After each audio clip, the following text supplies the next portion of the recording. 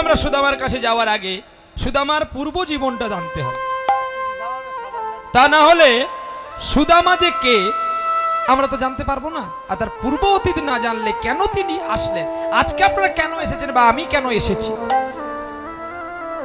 আমরা এসেছি পেটের দায়ে, সোজা কথা। আর আপনারাই এসেছেন আপনাদের পাপ প্রায়শ্চিত্ত করার জন্য। আপনারা কৃষ্ণ নামকে সংগ্রহ করে পাপকে এখানে রেখে দিয়ে পুণ্য নিয়ে বাড়ি যাবেন বলে, ভুল না ঠিক? কি আমরা এসেছি একটু কৃষ্ণ নাম করে কিছু অর্থ পাবো, আমাদের পেটের খোরাকি মেটাবার জন্য। কিন্তু পেটের খোরাকি মেটাতে এসেও মনের খোরাকিও মেটে, যেটা সঙ্গীত একমাত্র দেয়, আর কেউ দেয় না।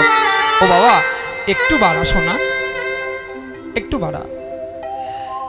তাই আমাদের প্রত্যেকের এই পেটের খোরাকি করতে গিয়ে মনের খোরাকিটাও মেটে।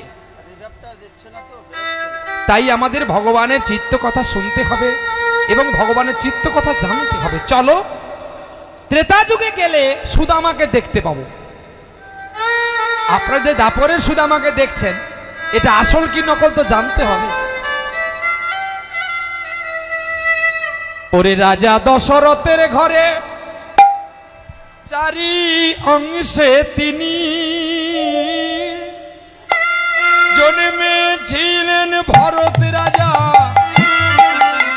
শাস্ত্রে দেখি এই কি বুঝি সেই হবে রে, সেই হবে রে। চারি অংশে জন্ম নিয়েছিলেন রাজা ভরত, আর শত্রুঘ্ন, আর লক্ষণ, আর রাম। এদের মধ্যে জ্যেষ্ঠ হলো রামচন্দ্র। যখন রামচন্দ্র রাজা হবে ঘোষণা হয়ে গেল, কিন্তু কি কই মাতা রাজা দশরথকে দুইবার মৃত্যু থেকে বাঁচিয়েছিল, দুবার। আর তখনই দুবারে রাজা বলেছিল, ওগো কইকেয়ী, তুমি যে আজকে আমাকে মৃত্যু থেকে বাঁচালে, তুমি আমার কাছে কিছু চাও, আমি তোমাকে দেব। তখন কই বলছে, ওগো স্বামী, আমি কেন তোমায় বাঁচালাম জানো? বলে কেন? আমার দুই দিদি কেউ গেল না, কৌশল্যা আর সুমিত্রা গেল না, আমি কেন গিয়েছিলাম জানো? কেন? আমি একটু সিঁদুর ভালো পরবো বলে, সিঁদুর ভালো পরবো ভালে, আমি সতীত্ব লাভ করবো বলে, সিঁদুর ভালো পরবো ভালে। কোন নারী চাইবে না তার স্বামী মারা যাক, আর কোন পুরুষও চাইবে না তার স্ত্রী চলে যাক। এখনকার স্বামী বলবে, যারা 15-20টা বিয়ে করবে তারা বলতে পারবে, আর এখনকার স্ত্রীও বলতে পারবে যে এর কাছে কিছু কামানো হয়ে গেছে, একে ছেড়ে আরেকজনের কাছে কামাবো, তারা বলতে পারবে। কিন্তু যারা প্রকৃতকে ভালোবাসে তারা বলতে পারবে না। যেমন আমার জেঠামশাই যার সঙ্গে প্রেম করেছে সে হলো আমার মা। সেই মা কোনোদিন চাইবে না তার প্রতির ক্ষতি হোক। ওইখানে আর এক আমার মা বসে আছে, যারা ছোটবেলায় আমায় কোলে নিয়েছিল গো, তারাও চাইবে না যে তার প্রতির কোনো ক্ষতি হোক কি সন্তানের ক্ষতি হোক, সে চাইবে তার ক্ষতি হোক। কিন্তু কোনো নারী চাইবে না তার স্বামীর ক্ষতি হোক, বা কোনো পুরুষ চাইবে না তার স্ত্রীর ক্ষতি হোক। তাই আজকে আমি চেয়েছিলাম, ওগো স্বামী, তুমি ভালো থাকলে আমার দুটো দিদিও সিঁদুর পরবে, আর আমিও একটু সিঁদুর পরবো। স্বামীকে যদি বাঁচাতে চাই, এর জন্য কি কোনো কিছু স্বামীর কাছ থেকে নিতে হয়?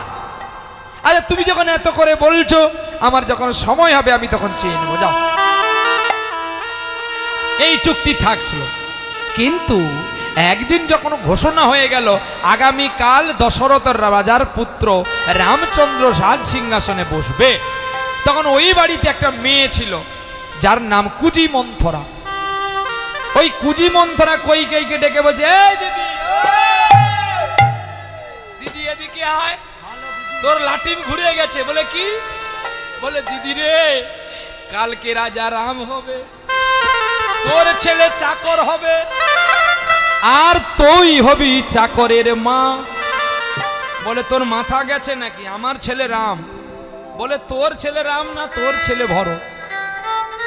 তার মানে তুই জানিস না দিদি, রাজা রাম হলে তোর ছেলে চাকর হবে, আর এই জগৎ সংসারে তুই দেখতে পাবি তোকে চাকরানির মতো কাজ করতে হবে। তার চেয়ে এখনো সময় আছে না কি না, আজকে রাতে দেখবি রাজ উৎসব হবে, মানে রাজা হওয়ার আগে একজন রাজা যখন রাজপদ ছাড়বে, একদিকে শোকের ছাওয়া আর একদিকে আনন্দের ছাওয়া। কিন্তু আজকে শোকের ছাওয়াটা নেই কেন না, দশরথ রাজা ছিল, তার নিজের ছেলে রাজা হচ্ছে, তাহলে কোনো শোক নেই, আনন্দ। যদি অন্য কেউ রাজা হতো তাহলে কিন্তু রাজার মধ্যে একটা দুঃখ আসতো। তাই এই যখন হবে, তুই রাজাকে দুটো বর চাইবি, কি তাহলে তুই রানী হবি। কিটা আমাকে বল একটু শুনি। বলে দিদি তোর ভালোর জন্য বলছি, আমার জন্য না। না কিটা বলবি তো আমাকে। না দুটো বর তুই চাইবি, তুই তো দুটোই ছাড়া তিনটি চাইবি না নাকি? না একটা হবে তোর রাজা বনে যাবে। রাজা বনে যাবে বলতে রাম, রাম বনে যাবে 14 বছর, আর আমার রাজা ভরত ওই রাজ সিংহাসনে বসবে। বলে একই পড়ো, আমি করতে পারবো না। না তুই যদি এটা করিস তোর মঙ্গল হবে। আর দেখবেন মায়েরা অপরের কথা একটু বেশি নাচানাচি করে, তারপরে যখন আসল কথাটা যখন জানতে পারে নিজেরাই তখন লজ্জিত হয়ে যায়। তাই আজকে কইকেই কুজি মন্থরার কথা শুনে রাজ আনন্দেতে তিনি গেলেন না, তিনি বাড়িতে বসে বসে গুমরে গুমরে কাঁদলেন, অভিনয়ের কান্নায়। আর রাজা দশরথ দেখলো আমার দুটি স্ত্রী এসছে, আর একজন কেন আসেনি। তখন ছুটে গেলেন কক্ষ কুটিরের মধ্যে, রাজা গুমরে গুমরে রানীকন্যা কাঁদছে।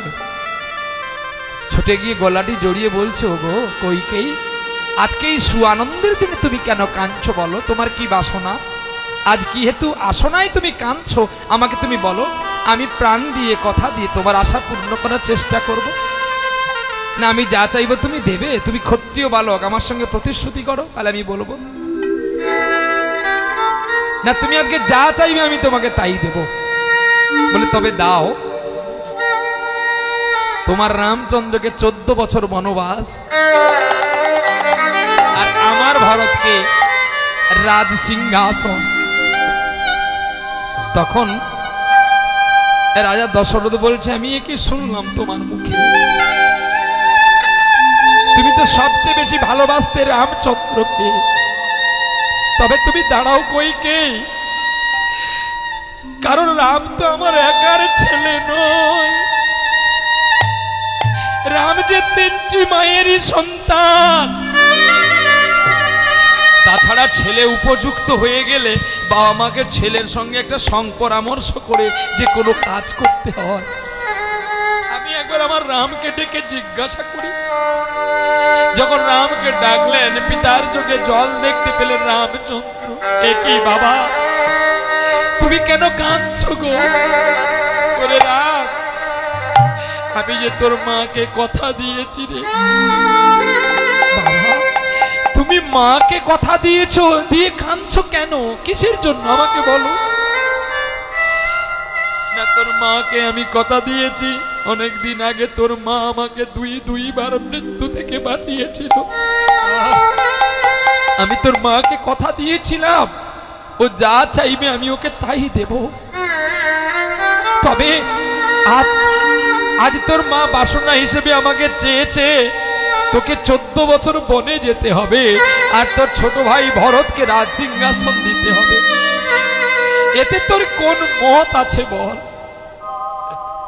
রামচন্দ্র হেসে বলছে, বাবা সামান্য কথার জন্য তুমি কাঁদছো? কি বললি? 14 বছর বনবাসে থাকাটা সাধারণ জিনিস? হ্যাঁ বাবা, তার চেয়ে এটাই বড় কঠিন জিনিস যে আমি বাবার কথাটা পালন করতে পারবো তো। বাবা তুমি যদি আমাকে বলো 14 বছর কেন, সারাটা জীবন আমায় বনে থাকতে হবে, আমায় আর কোনোদিন অযোধ্যায় আসতে হবে না,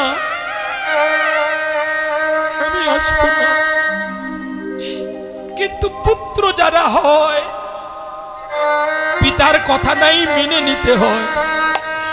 তারা তোমায় ভুল বুঝলেও, ঘৃণা করলেও, তোমায় কিছু না দিলেও তুমি তাদের ঘৃণা করো না, তুমি তাদের ভালোবেসে যাও। ধর্ম আছে মাথার উপরে, সেই তার বিধিদণ্ড দেবে, তুমি বিচার করার কে? তাই রাজা দশরথকে বলছে, বাবা তোমার কোনো চিন্তা নেই, আমি সকাল হওয়ার পূর্বেই আমি এই অযোধ্যা ছেড়ে পালিয়ে যাব বাবা। কিন্তু ওই সময় ছোট ছেলে ভরত বাড়িতে ছিল না, আনন্দের সংবাদটা দিয়ে গিয়েছিল মামা বাড়িতে। রাজা চলে গেল, রাজা রামচন্দ্র বনবাসে চলে গেল। সঙ্গে কে গিয়েছিল গো? লক্ষ্মণ আর জানকী দেবী অর্থাৎ সীতা। কিন্তু কেন এদের দুজনকে তো বনবাস দেয়নি? রাজা দশরথ যখন বলল, মা তুই কোথায় যাবি? বলছে, ভগবান যেখানে থাকে ভক্তও সেখানে থাকে। বাবা তোমার রাজ ঐশ্বর্য দেখে আর তোমার রামচন্দ্র পুত্রকে দেখেই কিন্তু জনক রাজা এই রামের হাতে আমাকে তুলে দিয়েছিল। তাহলে আমার স্বামী যদি বনবাসে থাকে, আমি আর কেন এই রাজপ্রাসাদে মিছে কটা দিন কাটাবো? অর্থাৎ তোমার সুখে যদি তোমার কই এই বর চাইতে পারে, আমি কেন আমার রামের সঙ্গে বাকিটা জীবন কাটাতে পারবো না? সারা অযোধ্যা জানকীর কথা শুনে শুধু নয়ন জলে ভেসেছিল। আর লক্ষ্মণ বলেছিল, যার কৃপাতে আমি জন্ম হলাম, যার সেবা করব বলে, তুমি যদি আমার অযোধ্যায় না থাকো আমি কেন থাকবো? যখন ভরত আসলেন ঘরে, তখন রাম গেছে বনান্তরে। এসে দেখেন রাজপ্রাসাদে সকলের চোখে জল। ছুটে গিয়ে কইকেয়ীকে জিজ্ঞাসা করছে, মা আজকে সারা অযোধ্যাবাসী কেন কাঁদছে বলতে পারো মা? বলছে, ওরে আমি তোকে রাজা করব বলে ছলনা করে তোর বড় ভাইকে আমি বনবাস দিয়েছি। ভরত বলছে, এইরূপ মা হওয়া খুব কঠিন গো, এইরূপ মা হওয়াটা খুব কঠিন। যে একজনের জন্য চিন্তা করে, যে জগৎ পিতার চিন্তা করে না।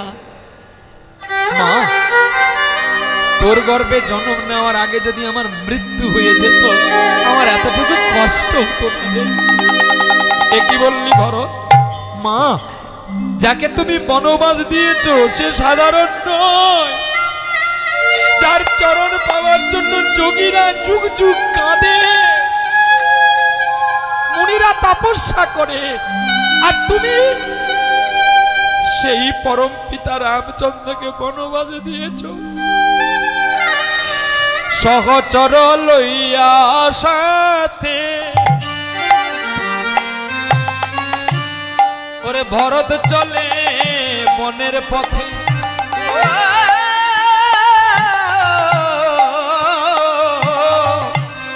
সহচর লইয়া চলে ভরত চলে পথে পথে। সহচর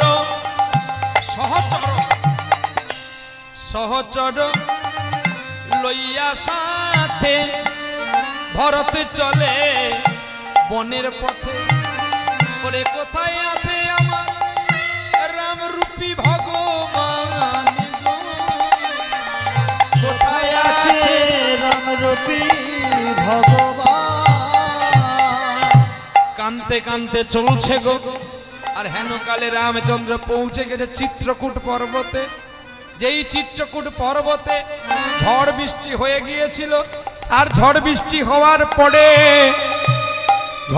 হওয়ার পরে অনেকগুলো গাভী এসে রামচন্দ্রের চরণ চেটে চেটে খেয়েছিল। তা দেখে জানকী কি হাসছে, আর গোবিন্দ মৃদু হেসছে।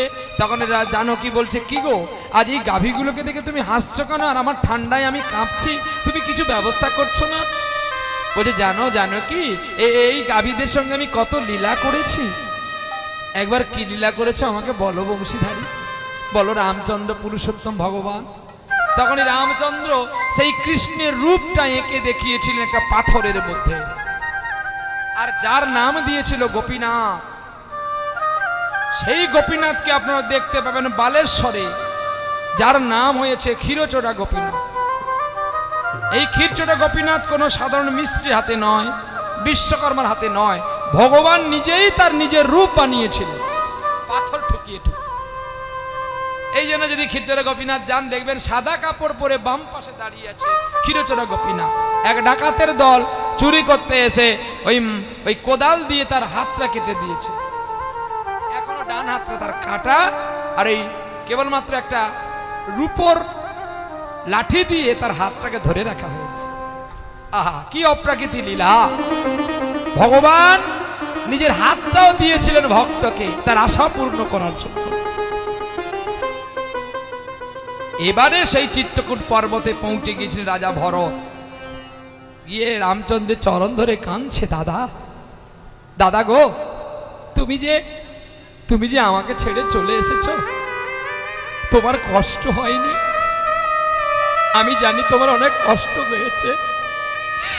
আমি তো মামা বাড়ি গিয়েছিলাম, আমার দোষ কোথায়? তুমি একবার চলো। মা তো অনেক কথা বলে, জানো জানো দাদা, মা বাবার দোষগুণ তো সন্তানকে ধরতে নেই, কিন্তু আমরা যে মানুষ, আমরা কষ্ট পাই যে মা বাবার এই বিচার হওয়া উচিত নয়। একজনকে সব দান করা আর একজনকে ঘৃণা করা, এটা মা বাবার কর্তব্য নয়। আমি তাই তবুও তোমার জন্য আমার মাকে অনেক বকুনি দিয়ে আমি তোমাকে ফিরিয়ে আনার জন্য এসেছি। আচ্ছা ভরত, তুমি জানো পুত্রের সৃষ্টি কোন পথে? পুত্র আর একটার নাম হচ্ছে নাম মূত্র। কি বললেন? বলছে পুত্রের আর এক নাম মূত্র, অর্থাৎ পুত্র চলিত হয় মূত্র নালীর পথ দিয়ে। যদি পিতার আদর্শ মানে তাহলে হয় পুত্র, আর না হলে হয় সে ডাস্টবিনের মূত্র। একই জায়গা দিয়ে দুজন যায়, তো শুক্রাণু যায় আর মূত্র যায়। তাহলে যদি বাবা মার কথা মেনে চলি তাহলে আমি সুসন্তান মানে পুত্র, আর নাহলে কিন্তু মূত্র।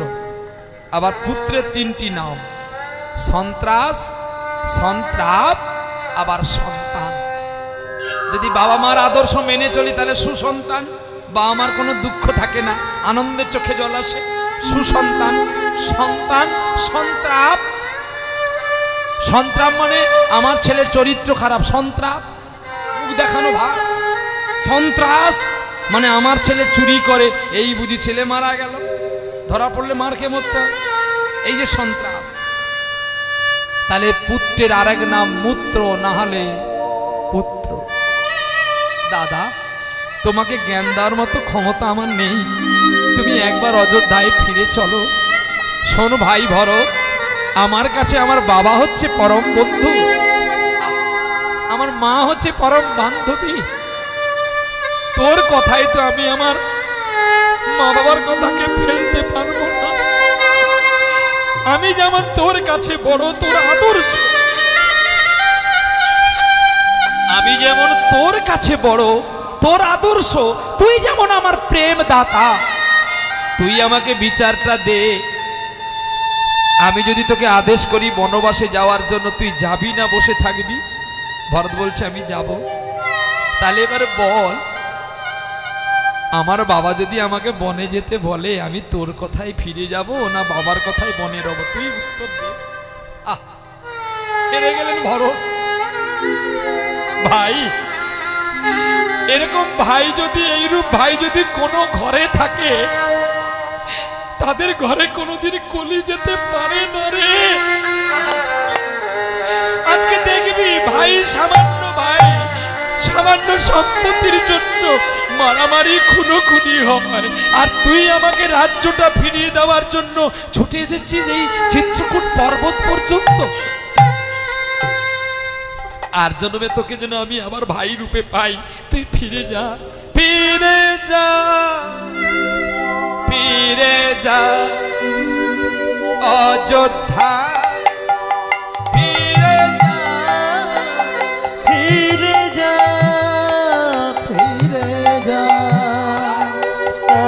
অযোধ্যায় ফিরে যা ফিরে যা যা যা ফিরে যা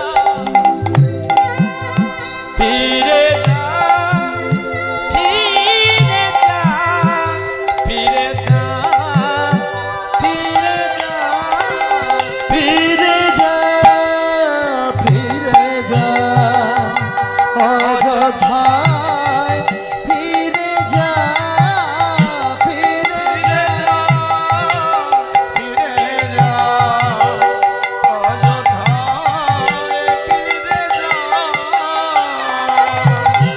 পিতা মাতার কথা মতো রাজকর্ম কর পিতা মাতার কথা মতো পিতা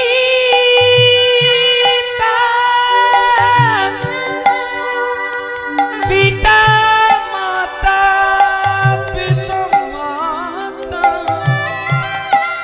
পিতা মাতা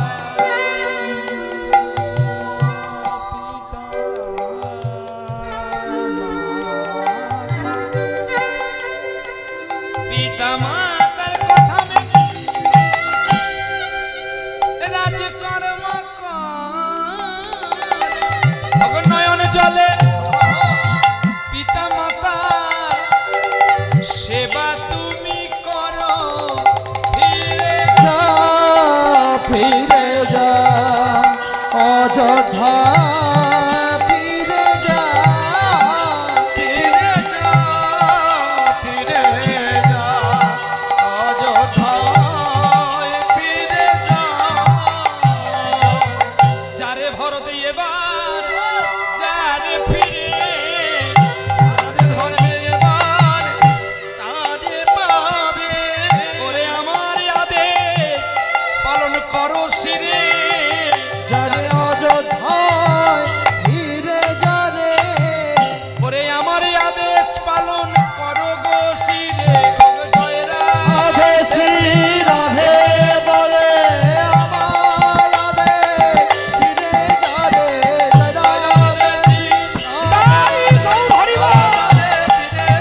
জয় রাধে শ্রী রাধে বলে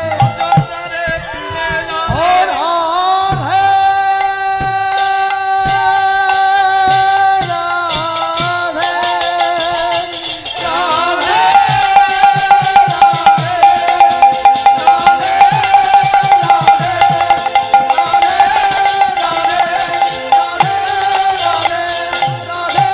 রাধে অযোধ্যাতে ফিরে যা রে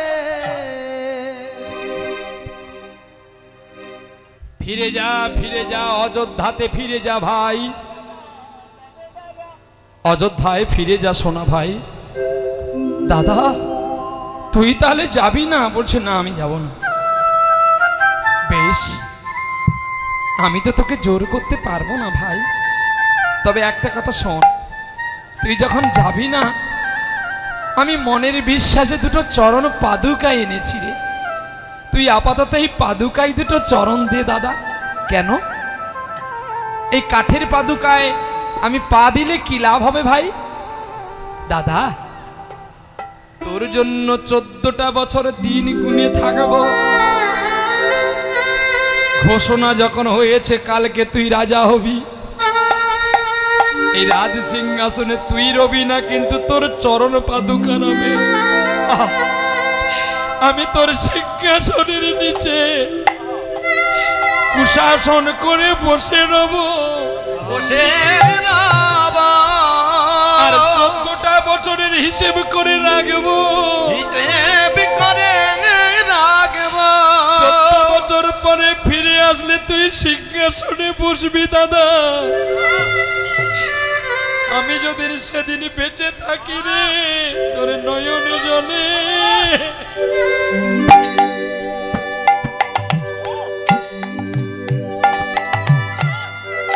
চরণ ধোয়া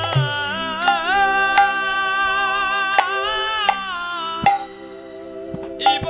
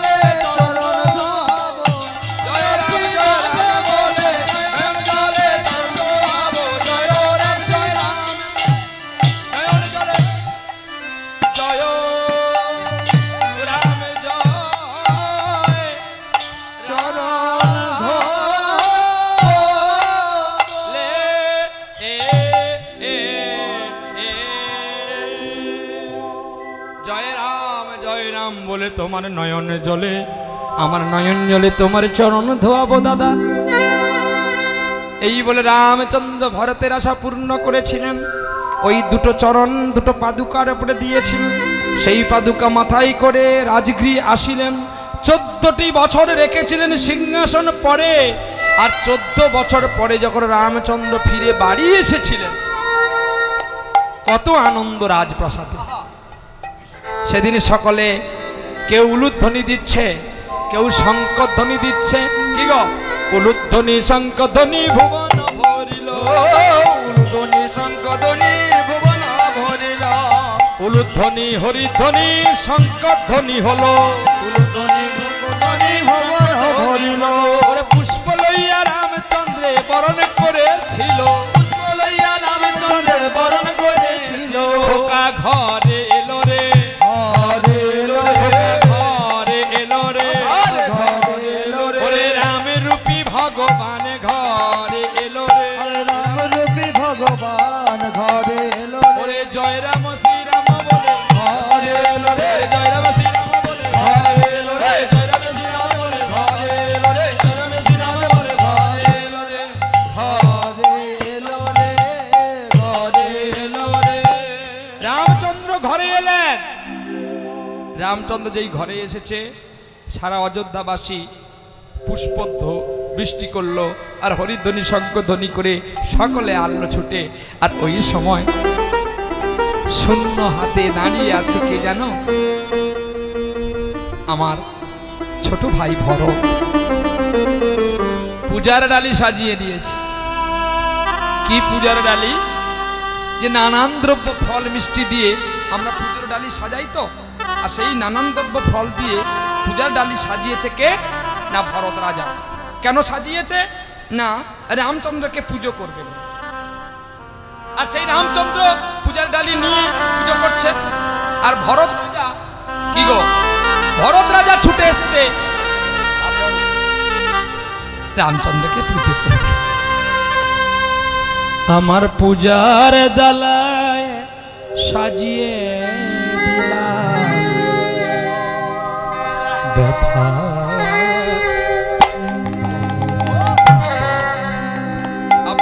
মাঝে মাঝে বন্ধ হয়ে যাচ্ছে। আমার পূজার থালায় আছে আমার ব্যথার শত ভুলে নেবে ভুলের ভেতরে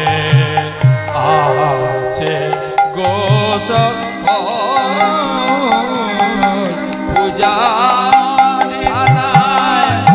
আছে আমার ব্যথার শত। আমার পূজার থালায় আছে আমার ব্যথার শত। পূজার থালায় আছে আমার ব্যথার শত। রামচন্দ্র যখন এসেছে দাদাকে রাজ সিংহাসনে বসিয়ে ভরত চোখের জলে চরণ ধুইয়েছিল।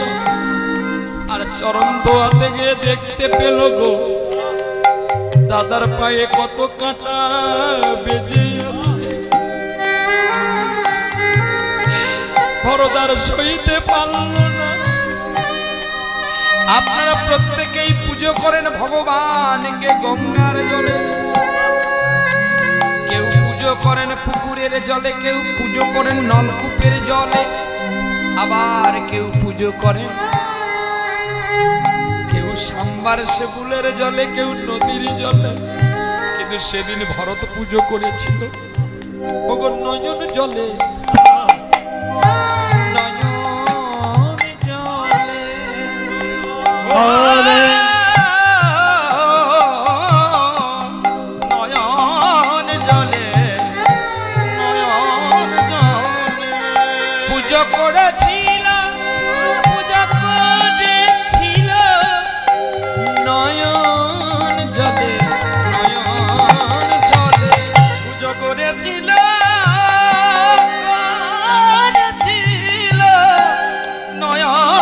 জলে নয়ন জলে পুজো করেছিল নয়ন জল দিয়ে, আর ওই দাঁত দিয়ে কাঁটাগুলো টেনে টেনে তুলছে। আহা,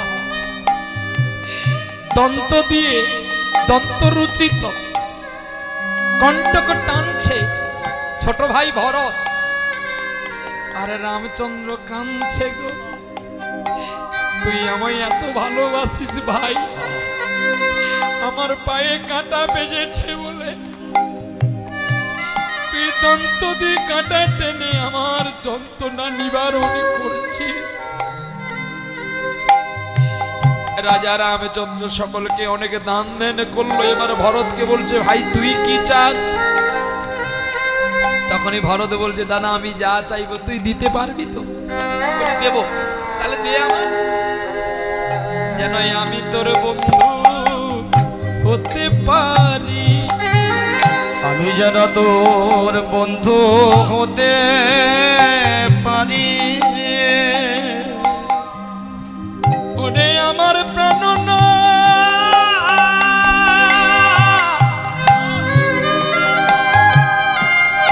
ওরে প্রাণনা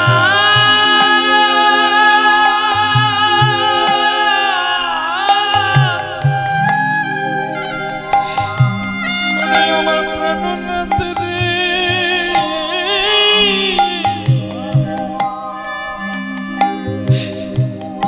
যেন আর জন্মে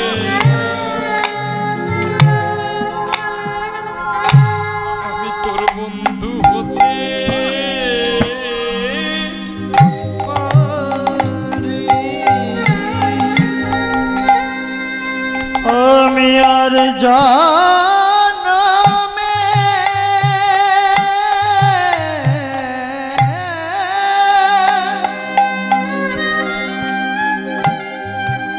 জনমে বন্ধু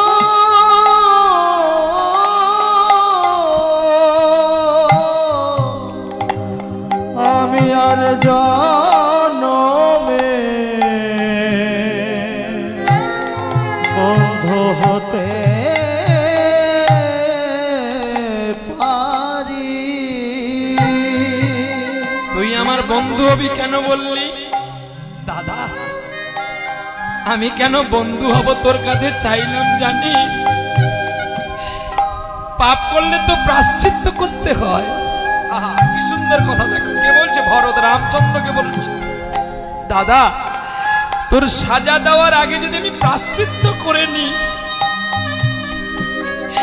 আমাকে যে আরো সাজা পেতে হবে না। আমার মা অপরাধ করেছে, অপরাধের গুণে আমি প্রায়শ্চিত্ত করতে চাই, আর জন্য তুই যেন আমার বন্ধু হোস, আমি না খেয়ে যেন তোর চরণ সেবা করতে পারি। রামচন্দ্র কেঁদে উঠলে, ওরে ভাই তুই আমার ভাই নয় বন্ধু হলি কেন?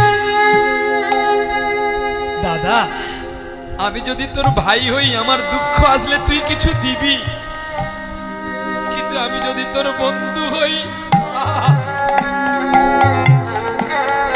বিপদের সময় বন্ধু চেনা যায় রে। যখন বিপদে আসে যে প্রকৃত বন্ধু সে কোনোদিন বন্ধুকে ছেড়ে যায় না, আর যখন মানুষের স্বার্থ ফুরিয়ে যায় তখন সে তার সব কিছু নকলকে পাওয়ার জন্য তার বন্ধুকে ভুলে যায়।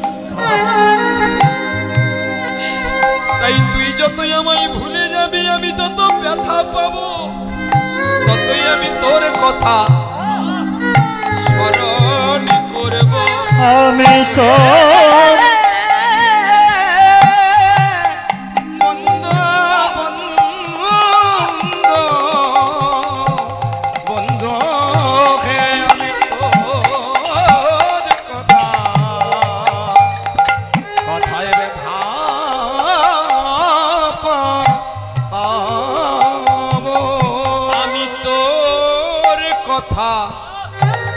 মনে রাখিব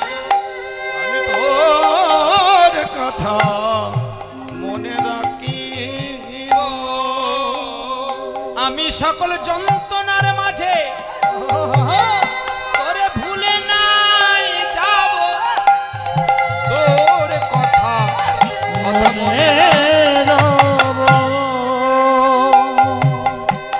আমি তোর কথা মনে রাখবো ভাই। এই বলে লীলা শেষ হয়ে গেল। এই ত্রেতা যুগের লীলা শেষ। এবার সুদামা আসছে। সুদামাটা কে? কে মনে আছে? সুদামা কে হলো? রাজা ভরত। আর রামচন্দ্র কে গো? ওরে বৃন্দাবনে আমার কালো সোনা, সে যে বৃন্দাবনে কালো সোনা, যার রূপ দেখে গোপীগণ রইতে পারে না, বৃন্দাবনের কালো সোনা, যার রূপ দেখে গোপীগণ রইতে পারে না,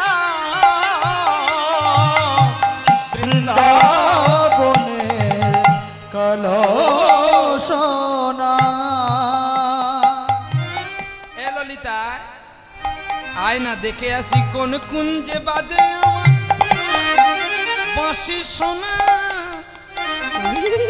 তুই তুই আমার কালো সোনা, তুই তো আমার কালো সোনা। একবার চলে আনার ছলনা করে দেখি চলো না, ওই তুই আমার কালো সোনা, ওরে চলে আনার ছলনা করে যমুনাতে যাই না ওগো রাধে,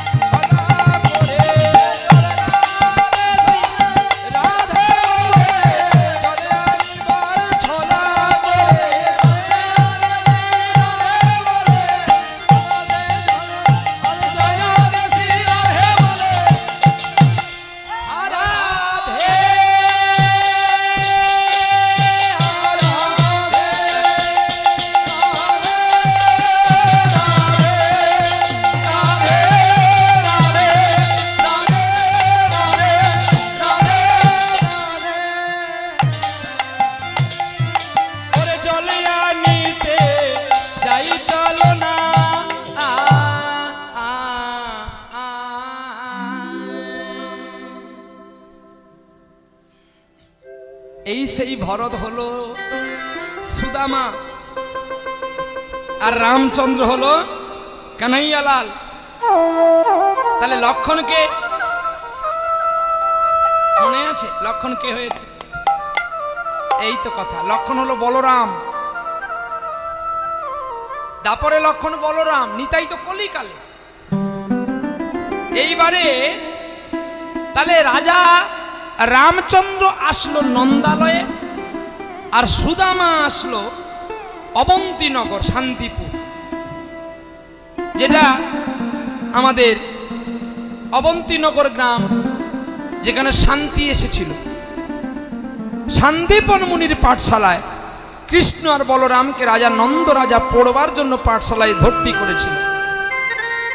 আর সেই গ্রামে ছিল বাসক ঠাকুরের বাড়ি। বাসক ঠাকুর মারা গেছে, তার একটি ছেলে, নাম তার সুদামা। সুদামাও পাঠশালায় পড়বে বলে মায়ের কাছে বায়না ধরেছিল, আর সুদামাকেও ভর্তি করতে এসেছে ওই শান্তিপন মুনির পাঠশালাতে। শান্তিপন মুনি বলছে, সুদামা তুমি যে আমার কাছে এসছো পড়াশোনা করবার জন্য, কিন্তু তুমি তো জানো বাবা, এটা আমি রাজগুরু, আমার কাছে যারা পড়াশোনা করে তাদেরকে রাজৈশ্বর্যের অর্থ দান করতে হয়, তাহলে তো আমি বিদ্যা দিতে পারবো না। তাছাড়া আমি রাজগুরু, তুমি একজন ভিখারির ছেলে, আমি তোমায় কি করে বিদ্যা দান দিই? কৃষ্ণ সুদামাকে চিনে ফেলেছে গো, কিন্তু সুদামা এতটা স্মরণ করতে পারছে না। তোমায় যেন আমি কোথায় দেখেছি, আপন করিয়া চেয়েছো আমার, তুমি অভাগী আপন তুমি করে আপন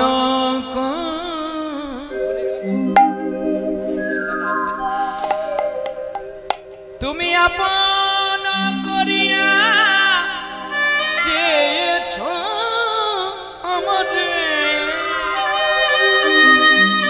বধূ আপন করিয়া আপন করিয়া আপন করিয়া তুমি আমাকে আপন করে চেয়েছো, কিন্তু আমি তো তোমাকে চিনতে পারিনি। তোমাকে কোথায় যেন আমি দেখেছি। ঠিক করেছো গুরুদেব, আমি বাবাকে বলে আমার সুদামার অর্থ আমি দেব, কিন্তু সুদামাকে তুমি পাঠশালায় ভর্তি করো। গুরুদেব বলে তুমি সুদামাকে চেনো নাকি? কৃষ্ণ যদি বলে দেয় আমি চিনি, তাহলে কিন্তু আর হবে না। বলি না না, মানে আমি কেন বলছি জানো গুরুদেব, মানে ও তো দিন দরিদ্র, আর সুদামাকে দেখে আমার বড় কষ্ট হয়, তাই আমি ওকে দেখে আমি তোমার কাছে বিনয় করে বলছি, কাউকে বিদ্যাদান করাটাও একটা মহতের কাজ। যেমন আজকে যে দাতা তার অক্লান্ত পরিশ্রম করে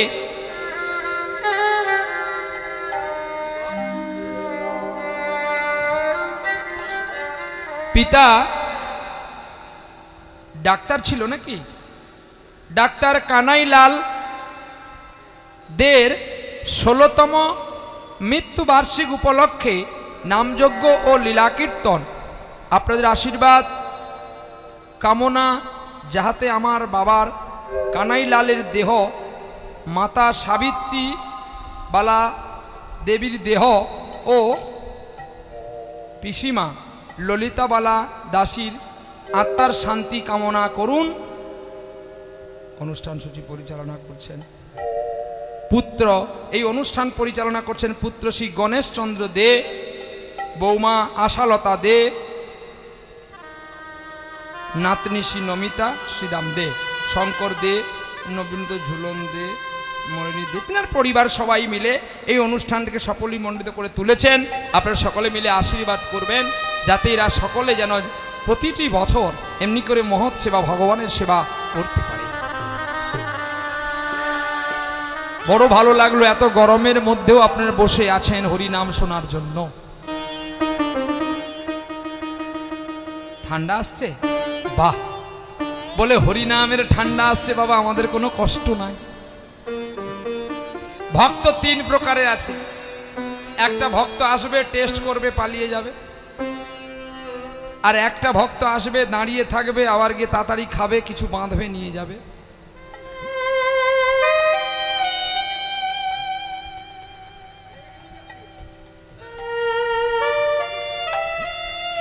আর একজন আছে সেই এখানে খাবে বাঁধবে, আবার ওখানেও খাবে বাঁধবে। এবার আপনারা বলুন কে আপনারা? এখানে খাবে বাঁধবে বলতে এখানে পুরো লীলাটা শুনবে, সে পুরোটা খেয়ে বেঁধে নিল, মানে বাড়িতে গিয়ে বলবে যে কি লীলা আজকে হয়েছিল, তাহলে বাড়ির জন্য বাঁধলো। আবার ওখানে দেখবেন প্রসাদ এত বেড়ে গেছে, আপনাদের বলবে আপনারা কেউ নিয়ে যাবেন নাকি? তখন বলবে আমার বাড়িতে তো স্ত্রী পুত্র আছে, অনেক দূর থেকে এসে যা হোক লজ্জা হোক যা হোক প্রসাদ একটু নিয়ে যাই কি। এই বলে বলে বাবা আমি তো কিছু জায়গা আনিনি, আর নাকে তিলক থাকলে বাড়ির গৃহকর্তা যে কোনো একটা উপায় একটা প্রসাদ নিয়ে যাওয়ার ব্যবস্থা করে দেবে।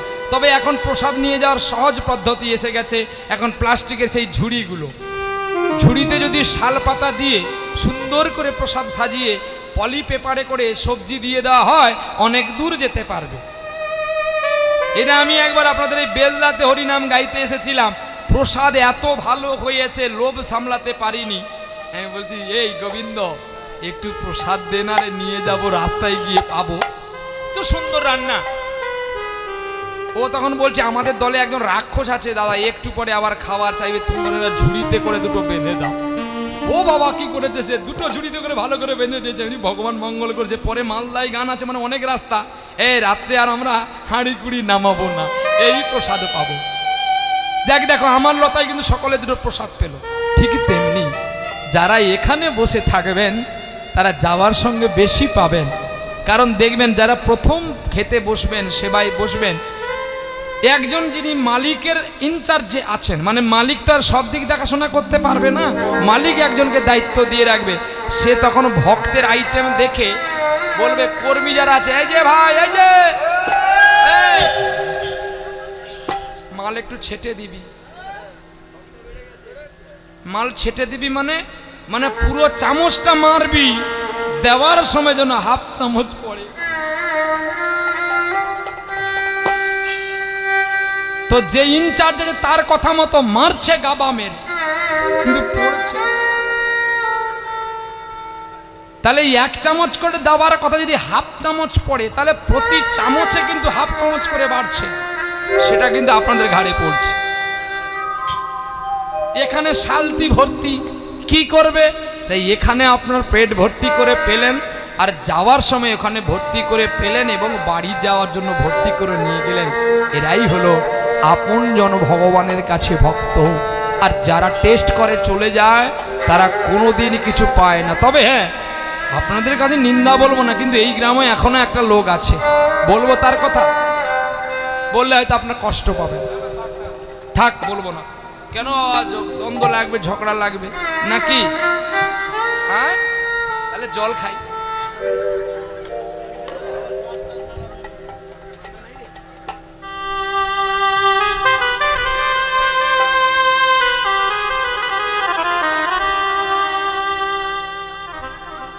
প্রাণ যাবে যেন আজকে। আপনাদের চেয়ে আমার মাথাটা অনেকটা কাছে না? চল, এখনো এই গ্রামে একটা মানুষ আছে, তার কথা বললে আপনারা রেগে যাবেন, রাখবেন না তো? বলবো, দেখো কিছু ঝড় আসলে কিন্তু আপনাদের শোয়াতে হবে। সে প্রথমে খাবে, খাওয়ার পরেই ঢালাই রাস্তায় উঠে বলে, দূর দূর দূর, ওগুলো রান্না নাকি? পুড়িয়ে দাও, তাই করে মোড়া পূজারি নিয়ে সেগুলো রান্না হয়েছে।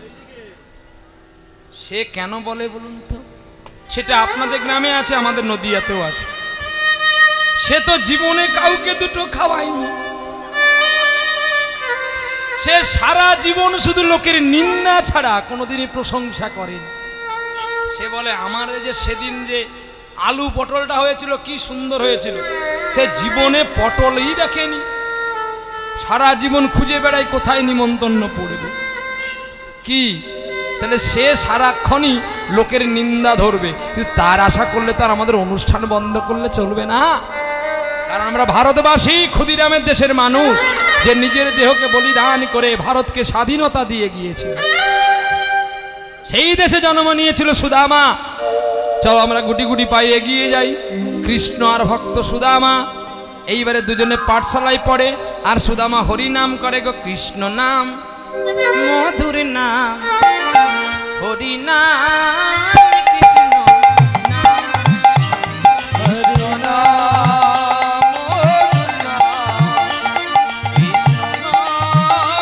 হরি নাম, হরি নাম কৃষ্ণ নাম, হরি নাম মধুর নাম, হরি নাম, কৃষ্ণ নাম, হরি নাম, মধুর নাম।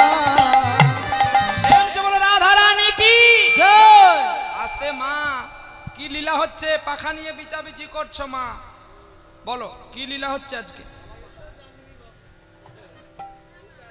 কি গো মা? হ্যাঁ, সুদামা, লোকের কথা শুনে বলছো কেন? আচ্ছা তাহলে তুমি লীলা যদি শুনছো, বলো সুদামা কোথায় গেছে এই মুহূর্তে? হ্যাঁ, আমাকে তো এখন দেখিসনি, আমি একটু জাত শকুন, কিন্তু শকুন অনেক উপরে থাকে, লক্ষ্য তার ভাগাড়ের দিকে। গরু পড়েছে কিনা সে বহু উপর থেকে দেখে নি। কি এই জন্য ইউটিউব খুলে দেখবি, আমি জাত কাশ্মীরি আপেল, দেখতে পাতলা, কামড় দিলে স্বাদ পাবি, মুখ তোর ঘা হবে। কাজু বাদাম গাছে থাকে, সকলে লোভ করে খেতে যায়, কামড় দিয়ে দেখবি তোর মুখটা ঘা হবে, ওই কাজু বাদামের আঠা। ওই জন্য কাজু বাদামকে ভালো করে শুকনো করে ভেজে ছাড়াতে হবে, ভেতরে খোলার ভেতরে কাজু থাকে, আর না জানলে খেতে গেলে তোর দাঁত ফাঁত ভেঙে পড়বি। নারকেল, নারকেল খেতে গেলে নারকেল ছাড়ানো শিখতে হবে। তা নাহলে দাঁত ভেঙে যাবে। একটা রাজার বাড়িতে একটা চাকর ছিল। রাজা প্রতিদিন মেমোরিকে কাজ করাবে বলে নারকেল দিয়ে মুড়ি খেত। তাই এখন রাজা খাওয়ার পরে তার চাকরটাকে একটু দিত নারকেল। এখন চাকর চিন্তা করছে, আমি এত কাজ করি, একটু নারকেল দিয়ে মুড়ি খাবো, আমি আজকে বাজার গিয়ে একা নারকেল খাবো। এই বলে চাকর কি করেছে, ঝুড়ি মাথায় দিয়ে বাজার করার পরে 2 টাকা বেড়ে যেতে একটা নারকেল কিনেছে। নারকেল কিনে ঝোপের আড়ালে এসে একা খাবে বলে দাঁত দিয়ে কামড় দিচ্ছে।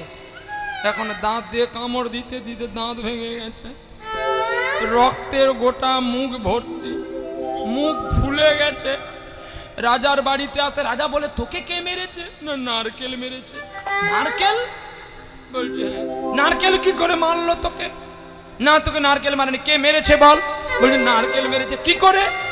বলছে মহারাজ, তুমি যে প্রতিদিন নারকেল খাও, আমি তাই সেই লোভে আমি একটা নারকেল কিনে আমি নারকেল খেতে গিয়েছিলাম, তাই নারকেলে কামড় দিতে যেতে নারকেলই আমার দাঁত ভেঙে দিয়েছে। এবারে বুঝতে পারছেন না? ভালো করে বাংলা করে বোঝাবে। পারেননি? তাহলে বুঝুন। বলে, আরে বোকা, নারকেল খেতে গেলে নারকেল ছাড়ানোটা শিখ। নারকেলের প্রথমে উপরে শক্ত ছোবড়াটা ছাড়ালে একটা নরম ছোবড়া বেরোবে, আবার নরম ছোবড়াটা ছাড়ালে একটা শক্ত খোলা বেরোবে, আর শক্ত খোলা ফাটালে দেখবি জল বেরোবে। জলের পরে কিন্তু দেখ নারকেল বসে আছে। আবার ওই নারকেল ডাইরেক্ট খাওয়া যাবে না, কাটারি দিয়ে তোলার পরেই খেতে হবে। তা তুমি যদি ডাইরেক্ট খেতে যাও তাহলে হবে মা? তুমি হরিনামের বাসরে বসবে, সুদামা কত দূর গেল জানবে না, আনমনায় কথা বলবে, তাহলে তোমাদের দাঁত ভাঙবে মা। আমার কি, আমার তো টাইম পাস হয়ে গেলে নেমে যাব, বিল নেব পালি। কি তোরা শুনলেও ভালো, না শুনলেও ভালো, আমি দিল্লির লাড্ডু, যে খাবি সে পাস্তাবি, যে না খাবি সে আরবি পাস্তাবি। হরিনাম যারা শুনে তারা রক্ষা পায়, আর যারা শুনে না তারাও রক্ষা পায়। কোনখানে রক্ষা? দুটো রক্ষা, র কয়মন্দ সক্ষয় আকার রক্ষা, আর র ক্ষয় যে বলা আকার রক্ষা। দেখেছো কায়দা? স্বরবর্ণ ব্যঞ্জন বর্ণ। যারা হরিনাম শুনে তারা জম থেকে রক্ষা পায়, আর যারা হরিনামের আসরে কথা বলে তারা জমের ঘরে রক্ষা খায়। তাই গৌর হরি বল, সময় নষ্ট করবি না, যা ভুল করেছে করেছে, আর কথা বলবি না। এবারে শুনে নে শুধু আমার কথা। নিতাই গৌর হরি বল। কৃষ্ণ কৃষ্ণ শুধু শ্রী কৃষ্ণ, কৃষ্ণ বিনা কিছু নাই। কৃষ্ণ নামে সুধা নিয়ে চলো কৃষ্ণের গান গাই।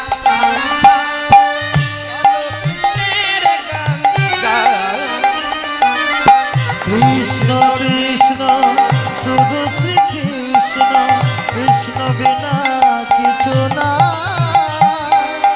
কৃষ্ণ নামে সুধা নিয়ে, কৃষ্ণ নামে সুধা নিয়ে কৃষ্ণেরই গান গায়, কৃষ্ণেরই গান গায়।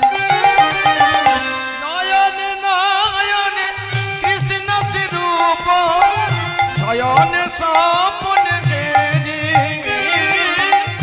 নয়নে নয়নে কৃষ্ণ স্বরূপ, শয়নে স্বপনে দেরি। শৈল চূড়াতে সাগর শৈলে বাজিছে সন্তাপ হারে, বাজিছে সন্তাপ হারে। কৃষ্ণ কৃষ্ণ শুধু শ্রী কৃষ্ণ, কৃষ্ণ বিনা কিছু নাই। কৃষ্ণ নামে সুধা নিয়ে, কৃষ্ণ নামে সুধা নিয়ে কৃষ্ণেরই গান গায়, কৃষ্ণেরই গান গায়। সুদামার কৃষ্ণ এক পাঠশালায় পড়ে। সুদামাকে যত করে কৃষ্ণ বন্ধুত্ব করবে বলে সুদামা বন্ধুত্ব করতে যায় না। কেন বলো তো? সুদামা একটা কারণে বন্ধুত্ব করতে যায় না। তুমি রাজার ছেলে, আর আমি ভিখারির ছেলে, আমার মা ভিক্ষা করে, আমার বাবা নেই। আমি যদি তোমার সঙ্গে বন্ধুত্ব করি, ওগো কৃষ্ণ, তুমি রাজার ছেলে, কখন কি চেয়ে বসবে, আমি যদি দিতে না পারি, সেখানে বন্ধুত্ব বিচ্ছেদ হবে, বন্ধু কষ্ট পাবে। তার চেয়ে আমার বন্ধুত্ব না করাটাই ভালো। কৃষ্ণ কোনো কথা শুনলেন না, একদিন ছলনা করলেন, তাকে বাড়ি নিয়ে যাবে বলে। এই বলে কৃষ্ণ গুরুদেবকে বলে সুদামাকে বলছে, সুদামা, তুমি আমার সঙ্গে বন্ধু নাই বা করো, তাতে আমার কষ্ট নাই, কিন্তু তোমায় আমি আমার আজকে বাড়ি নিয়ে যাব, তোমায় বাড়ি আজই নিয়ে যাব, বাড়ি আজই নিয়ে যাব।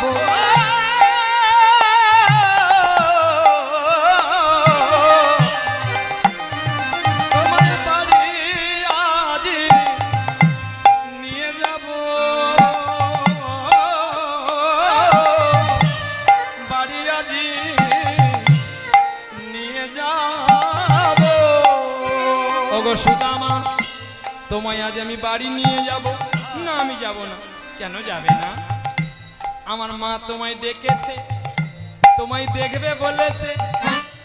চলো সুদামা, ঘরে চলো গো, চলো সুদামা, ঘরে চলো গো, চলো সুদামা, চলো চলো গো,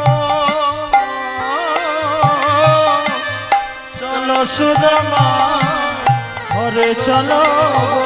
রথে তুলে নিয়ে যখন ঘরে আসলো, নন্দরানী এক দৃষ্টে সুদামাকে দেখছে, আর নন্দরানী ভাবছে যেন কোথায় আমি দেখেছি।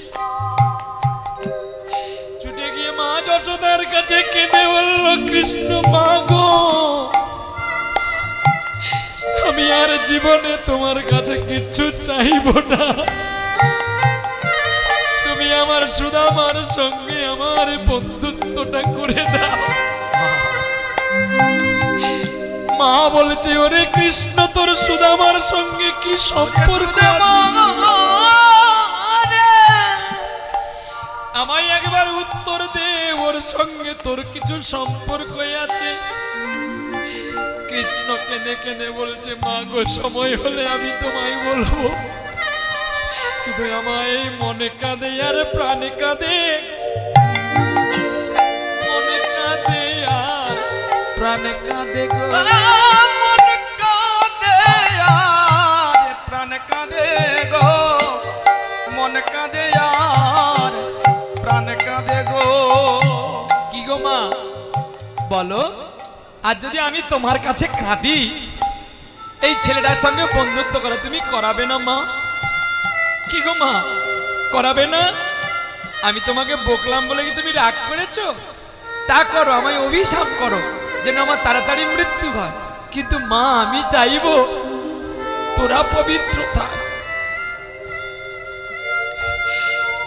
জানি একটা ছেলে তার মাকে ভগবত কথা শুনিয়েছিল, যার নাম স্বয়ম্ভু। আর একজন তার মা বাবার কৃপা লাভ করার পরে তিনি এমন জায়গায় আবির্ভূত হয়েছিলেন, যার কাছে মানুষ গেলে তার সকল পাপ ধ্বংস হয়ে যায়, যার নাম কপিল মুনি, সাগর তীর্থ। কপিলেশ্বরে যা গেলেই যদি কেউ ভক্তি করে কপিলেশ্বরকে ডাকে, তার সকল পাপ তৎক্ষণাৎ নিবৃত্তি হয়ে যায়। এই জন্য বলছে, সব তীর্থ বারবার, লেকিন সাগর তীর্থ একবার। আমাদের তো কতবার হয়ে গেল। এই যে পরখাওয়া বাবাজি দেখেছেন, এই ক্যামেরা এদিকে ঘোরা, পরখাওয়া বাবাজিকে দেখা। দুটো পরখাওয়া বাবাজি আছে, এই যে একটা আর এই যে একটা। এর দুজনে কোনোদিন ঝগড়া বন্ধ হবে। এদেরকে নিয়ে আমি যে যন্ত্রণায় পড়ি। মাদুর বাজারে গিয়ে মারামারি, এ বলে আমি এটা নেব, বলে আমি এটা। আচ্ছা, আপনারা পরখাওয়া বাবাজি নাকি? হ্যাঁ না বলবেন তো? এই যে পরখাওয়া বাবাজি, দেখো হাসি দেখছি। এদের সঙ্গে কেন মজা করে নিচ্ছি জানো? আর তো 24 ঘন্টা এদেরকে আমি কাছে পাবো। এই 365 দিনে আর 24টি ঘন্টা এরা আমার কাছে গো। আবার নতুন সিজন হবে, কে আমার কাছে রবে, কে হারিয়ে যাবে। তাই একটু এদের সঙ্গে আনন্দ করে নিচ্ছি। 170 পালা গানের মধ্যে কালকেই হবে সমাপ্ত দিন। তাই এদের সঙ্গে একটু ঠাট্টা করছি, কেন জানো? কষ্ট তো আমারও হবে বেশি, কারণ এদের বকতাম। আর কালকেই এই বছর সমাপ্তের দিন। আবার তো আসবো ফিরে সবাই।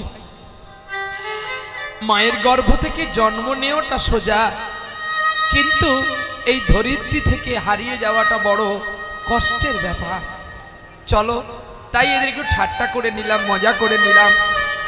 বৈষ্ণব তো পরেরই সেবা করে গো, বৈষ্ণব তো কখনো নিজের খায় না। নিজের বলতে কি আছে যে সে খাবে?